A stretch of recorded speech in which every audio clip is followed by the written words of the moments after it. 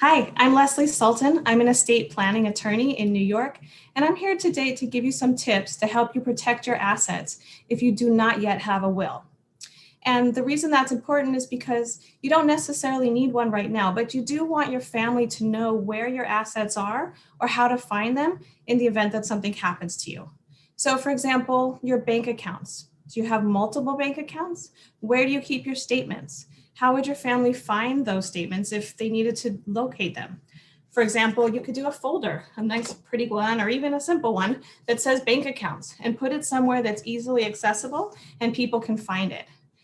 And what about your computer? Do you have password protected access? Most of us do. So how will people find those passwords?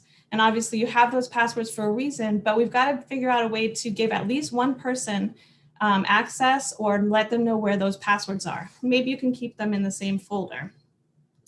And burial wishes. Have you decided if you want to be cremated or buried, or do you have a spot where you want to be buried? This happened in my family. When I was 15, my father passed away, but oddly enough, he told me that he'd wanted to be cremated. He didn't tell my mom that.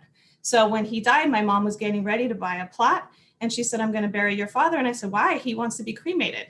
So just the fact that he told me that, even though he didn't have a will and hadn't put it in writing, it helped to have us honor his wishes. So again, this is important to have these kind of conversations with people and your family and let them know where and how you want things done.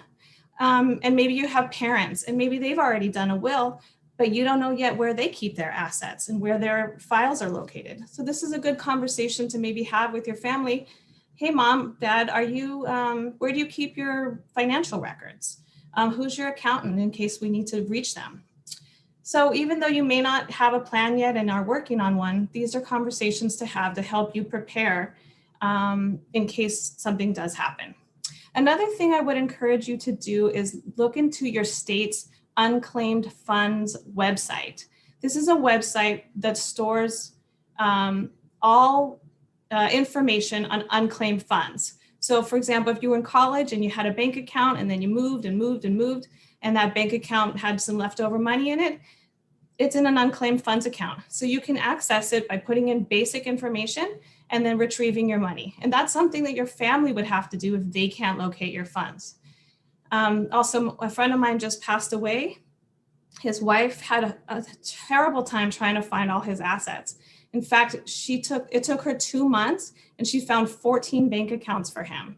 And she doesn't even know yet if that's all of them. So she'll have to be checking this website. So of course, these are ways you can help to prepare yourself while you're in the process of doing estate planning. And also look on your state's website for what happens when you pass away without a will, because that's going to tell you how your assets will be distributed to your family if you have nothing in writing. And if you're okay with that, then you can just let it be. You don't need a will. But if you want something to be different, then you're going to need to put it in writing. I'm Leslie Sultan, estate planning attorney, and you can check us out online or give us a call. Thank you.